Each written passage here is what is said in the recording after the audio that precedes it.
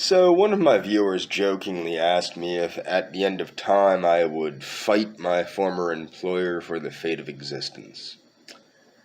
I certainly hope it doesn't come to that. I hope it's a long way off, too. But honestly, I'm going to get into why I started making these videos. And the reason why is quite simple. It was that it finally came, I came to the conclusion that the online harassment was basically, especially the online harassment. Let's take the other stuff out of the equation, the gang stalking stuff out of the equation. The online harassment completely centered around my former employer. When I would post comments on Facebook or share their Facebook posts showing how ridiculous they were and pointing out things about their 990 and things like that, they would ramp up the stress. They were trying to stress me out by continually harassing me on YouTube. And at one time, it was very perplexing because they seemed to have firsthand knowledge of my friend from Argentina. They seemed to have firsthand knowledge of details in her life and things like that, but they didn't really. Apparently, they must have gotten. She has a multitude of different profiles and profiles all over the internet from her modeling and from many things that she did. I mean, she's not hard to find on the internet. And I suppose they really just dug into every nook and cranny of her life to find out everything they could about her, because they didn't just know things about her, they knew things about me that would have been impossible to know for anyone that wasn't my former employer, which involved key details from my mental health record, key details about people that I worked with and from their personnel files, and just interesting little tidbits that there's no way somebody from Argentina could possibly know. In fact, you wouldn't even be able to hack the computer system of my former employer to find this stuff, because it's not on the computer. It's in dead files because I haven't gone there in so long for treatment. And this is the file that my former supervisor had held up and basically told me flat out she would use to destroy my life if I turned on the company. When we were having interviews from Magellan, which is an insurance agency in the area. And so, I mean, it kind of all pans out. Now, how did the harassment online start? Well, it actually started a while back, like probably 2017, 2000, probably late 2017, early 2018.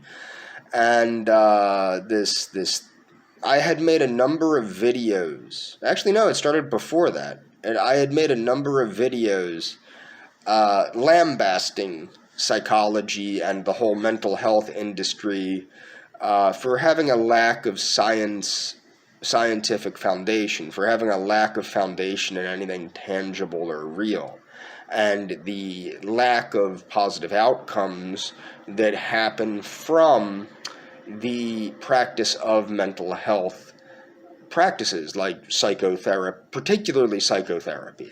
That was what I particularly made my videos about, was psychotherapy and medication therapy, and how psychotherapy at best does no harm, and medication therapy can be quite detrimental to the client. And I saw this firsthand. Now, what was funny is I didn't even attack my former employer. That's why it didn't come off right away that it was my former employer. I thought it was just some crazy person that was a psych major, because most psych majors are crazy, and they had claimed to be a psych major. But then about a couple years after that, they had commented in response to a comment from my friend from Argentina, telling her to stay away from me because I was a dangerous racist. And they knew this because they were my supervisor from Penndel Mental Health Center. So then I replied to their comment and asked them, really, which supervisor? And started, naming names. Then they deleted their comment and told me I didn't know what I was talking about. I didn't know, I'm crazy, blah, blah, blah, blah, blah, blah, blah. And that was the first instance. Now, my friend from Argentina hadn't stopped talking to me after that. So it wasn't like that big of a deal. I just thought it was, oh, well, they're giving me a hard time because they don't like that I'm dissing, I'm dissing what they do for a living, But at that time I knew that at least Ice Queen Your Worst Nightmare, which was the profile that was used for that, I knew at least that person was definitely related to Penndel Mental Health, because at the time there was no proof that I had worked at Penndel Mental Health online except for my LinkedIn account. And really, who the hell goes to LinkedIn? Seriously, like nobody is going on LinkedIn. So the only way that they could know that I worked at Penndel Mental Health was if they either worked with me at Penndel Mental Health, like they claimed in the comment, they said they were my former supervisor, or if they had access to my LinkedIn account and were somebody I was linked in with on LinkedIn. That would be the only way they could know that I worked at Penndel Mental Health Center. So I let that go. A couple years go by, whatever, doesn't matter. Oh, no, maybe about 6 months go by, because I guess it was a period of 6 months to maybe a year before my friend from Argentina quit talking to me for whatever reason. I don't really know why she quit talking to me, and at this point it really doesn't matter. Essentially, she quit talking to me. So maybe about 6 months after she stops talking to me, now they're still gearing up the harassment. They had to find something that mattered to me to bother me, okay? Because a lot of things I'm not really that active socially or anything. There's not a lot that bothers me, politically speaking, things like that. People can say whatever they want. Like, what was funny is they tried telling me, Trump is the man. Okay, like that doesn't bother me. You're allowed to think however you want to think. I disagree with you. I don't care. It's not going to ruin my day because you don't understand politics or because you don't understand what's going on or things like it. It's not going to ruin my day because you're stupid. That's kind of how that works. So they keep poking around and poking around and poking around. And then eventually, out of nowhere, I believe it was a person calling themselves Tig Manson at the time. So Tig Manson replied to a friend of mine, from Argentina. They replied to one of her comments and said, again, stay away from him. He's a dangerous racist. This time they did not say they were my supervisor from Penndel Mental Health Center. Now, what's weird is it took me a while to figure that out, that they said the same exact thing as the person claiming to be my supervisor. Quote, stay away from him, he's a dangerous racist. Then when I got pissed, because I got pissed, I started arguing with them, and they started pretending to be her family, and they were concerned for her well-being because I could harm her. That was when, or they were saying I could harm her, and then she took the time to tell me that she didn't know them. But it seemed odd to me. It still, like, until I realized it was my former employer, and their motivation was to bother me, and that was the only motivation they had, which I figured out years later. It really was perplexing, because to me, nobody would be spending this much time trying to get me to stay away from somebody that they don't know. Okay? But that wasn't what it was about. What it was about was to make sure there was a wall between me and this girl so that she was never going to talk to me, so that my life would be ruined, or at least in their mind it would be ruined. Okay? Because this chick, they wanted to make sure this chick wasn't talking to me, period. And I don't know what that's about. A part of me thinks that maybe they communicate it with her, and maybe that's how they know some of the details of her life. Maybe they posed as, like, I don't know, an attractive dude or something and tried to seduce her or something. I would not put anything outside of the realm of possibility of these people after the nonsense they pulled for years now. This is years that they've been doing this. So what happened was my friend Eliana told me, I don't know who this is.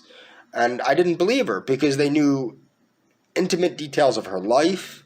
They knew, but I think that most likely they probably just dug into every profile she had, from Pinterest to Goodreads to anything. Anything. She has an online presence, being a math professor and being a model and, all these things. She is out there on the internet, and I think they took advantage of that and just started combing the internet. And that's where they got the information. But like I said, they started speaking about personal details of individuals in my life. Like, for example, a friend of mine in the employment there, his name was Ted. And me and Ted knew each other before I was employed there, because he was an orderly at the adolescent unit of a psych unit that I was in as an adolescent. So we knew each other previously, not as co-workers, but I was basically I was a patient at a hospital that he worked at. So we knew each other prior to us working together, okay? And they mentioned that orderly Ted must have done a number on your brain. Now, this is the way they do this. They'll place breadcrumbs out there to let you know, we know who you are, but we're going to put it in such a way that if you say you know that we know who you are, or that you know who we are, people are going to think you're crazy. And of course, people did think I was crazy, but the fact of the matter is, one time they mentioned my ex-girlfriend had kicked me out, and I had nowhere to go. So I signed myself into a psych unit because it was far too hot to be living outside at the time. And what happened was, they told me on the day that I was released what hospital I was in by name. Okay, now that's not something, and this is why they were still pretending to be Argentinians. They were so concerned about my friend's well-being. I don't care how super high-tech or whatever you are in hacking or anything like that. No Argentinian anywhere in the country of Argentina is going to be able to tell me the day I'm released from a hospital what hospital I was released from. Okay? Then what I noticed is, when I quit, when I quit Eliana, I figured, if she wanted to be talking to me, the girl would be talking to me. It's that simple. Once I quit talking about Eliana and just didn't give a damn anymore about Eliana, because Eliana clearly is not interested in me, the conversation from the same people stopped being, we're pretending to be Argentinians, we're going to lambast you entirely based on your mental health record, your history of hospitalizations that we have in our file, and we're going to continue to attack you.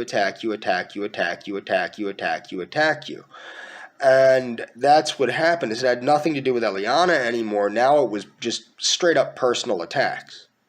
Whereas, and it was funny because before, when it was about Eliana, they were attempting to make it sound as though they were Argentinian. Like they were pretending not to know English, which isn't very hard because they're very poor with their English anyway. They're not very bright people. And that's what's funny is, I should have been able to put this together, but I couldn't because my mind was so focused on Eliana. Okay, that's what that boiled down to there, is I was so focused on Eliana and Eliana not talking to me, and how could she not talk to me, and blah, blah, blah, blah, blah, and I was thinking emotionally and this sort of thing. When that was taken out of the equation, it was very easy for me to see, wait a second, every time I say something on Facebook about this organization, or not this organization, but the harassment online dials up and dials up and dials up and dials up. And essentially, that's what kept happening. And I'm not the only person that's been harassed by this organization after being let go, but I'm the only person that's been harassed this much because I've been the only person that's been this vocal about this organization that's left or that's been forced to leave or anything like that. And that's actually the heart of why I'm making this video. The true purpose of why I'm making this video is I find it sad that so many former employees of this organization simply move on. And I'm not talking about the people that I have contact with that we're all looking to figure out how to legally get at this place. Okay, I'm not talking to any of those people. And I was actually planning on holding a meeting after COVID, but COVID don't seem to be going anywhere, unfortunately. Maybe when it does become safe enough to hold a public meeting, I'll rent a place for us to meet and encourage all of the former employees that are interested to come and come to the event. Probably at a library or a park somewhere. I can probably rent something like that, and that would be ideal because then we can talk about how to go over how to take legal action. But legal action right now doesn't seem to be at the forefront because of the cowardice of these people and how they attack their former employees. So I guess what I'm saying is a lot of the people that I know that left this organization, they just don't work in mental health anymore. They have nothing to be afraid of. I don't understand why people are so afraid of this organization. As long as you straight up tell the truth, there's nothing they can do to you. They can't do anything to you. They can pretend like they can do things to you. They can threaten to do things to you. But what gets me, I like what I'm seeing online on the reviews. I'm seeing a lot of fresh reviews from a lot of different employees that either are actively working there or have been fired, but or have just quit. And what I would like to say is I want to see that online. I want to see that on YouTube. I want to see that on BitChute, preferably YouTube. And I want to see it shared all over things like Facebook and Twitter and things like LinkedIn and everything. And the reason why is because it doesn't seem like there's much we can do legally to affect this company. And we're all concerned for the public. The longer that this organization exists, the greater their threat to the public. Most of us agree with that they're harming people left and right simply by existing. And I think that a legal avenue is not going to help, and it might not even be necessary if we can put out enough videos with enough fresh faces, not just my face. I'm the only one. If you put Penndel Mental Health in the search bar of YouTube, what comes up? Me. Well, I want to see 50 people that are disappointed with Penndel Mental Health. I want to see their faces come up. I want to see them tell their stories about how narcissistic the workplace is, like I'm seeing on Indeed, like I'm seeing on Glassdoor.com, like I'm seeing on these other things. And also, hit up the Yelp. I don't see enough former employees on Yelp telling the truth about this organization. If it's available, hit it up, comment, tell the truth. Just tell the truth about how horrible this organization is, how horrible people like Elodie Witkowski are, how horrible people like Karen Graff are, how horrible people like Heidi Hughes are, how horrible people are. And just keep hammering. Name names. Tell your story. Say how things went down. Make sure that we see 50, 60, 100 different faces. And what that will do is that will choke off their ability to hire new people, okay? So they won't have, because as we all know, they go through people left and right and they replace them left and right. Well, if you can stop them having the ability to replace them, it will choke off their ability to continually fire people, and they will fire themselves out of employment. They will fire themselves out of a business. And that would be a good thing. Cut off the flow of fresh blood to the agency. Okay? And the way to do that is to tell the truth about how they treat their employees and also how they treat their clients. And if you're a client of this organization, make a YouTube video. I see a lot of good client reviews on Facebook, and I see a lot of good client well, I don't see them on Facebook anymore because I'm not on Facebook, but I see a lot of good client reviews on Yelp and things like that. Make a YouTube video. If you're a disgruntled client of Penndel Mental Health, make a YouTube video. I want to see thousands of the former clients of Penndel Mental Health telling the truth about how inadequate the services are at Penndel Mental Health, how long the waiting lists are, how terrible the medication therapy is, how terrible the community treatment team is, how terrible the case management services are, how unsafe the work vehicles are that you're picked up in, how horrible this place operates, how ignorant the staff is in how they relate to you as a client. I want to see that. I want to see all the former employees and maybe even current employees. If you want to lose your job, if you had enough of this place, make a YouTube video. Okay? And give me a shout out when you make a YouTube video. Be like, yo, this be to James. Peace, dog. You know what I'm saying? Make sure that you're voicing your opinion. You have a voice if you use it, but if you don't use it, what good is your voice? That's the whole thing, is you need to use your voice to speak with courage against this abomination, this monstrosity that has been a festering sore on the face of Bucks County and has completely distorted. I know so many people that have unfortunately gone to this place that refuse to receive mental health services because of how badly they were treated there. Okay? And I'm not a big fan of mental health services. But the fact of the matter is that's not appropriate because not all agencies are this horrible, but this is because it's one of the bigger agencies and because it's expanded as much as it has and because it has the friends it has in the political circles. It gets a lot of funding. And it gets a lot of people in there, a lot of homeless people and everything else that have unfortunately been destroyed by this place. And I want to see as many people as possible make a YouTube video, make a BitChute video, share them everywhere, share them on LinkedIn, share them on Twitter, share them on Facebook, share them on Gab, share them anywhere you can share a video, share a video.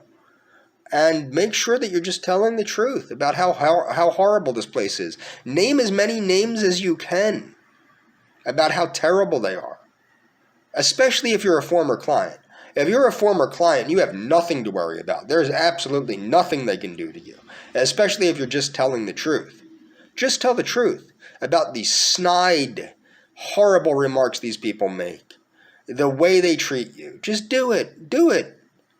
I mean, you need to have a voice, and you need to express your voice to protect others from experiencing the same personal problems that this place has caused so many thousands, and think about it, thousands of employees and thousands and thousands and perhaps millions of clients of this place have had their lives turned upside down and received not just poor treatment, but treatment that has caused them to neglect their mental health and to neglect the mental health of their family members, or has completely altered their view of people that now have social anxiety disorder, PTSD, from working at this place. It's very common, I know, because I talk to the people. Okay? But make sure that I'm not just talking to the people. Make sure the people are talking to the public. That's what we need. All former employees, current employees, clients, past, present, and future. Just talk. Tell the truth. If you have any experience with this agency, tell the truth and put this agency to where it belongs. The good workers at this place will migrate to other agencies. There's no shortage of jobs in the area, and basically every agency in the area basically pays better. And on top of that, they treat their employees with respect. And that's all for this video.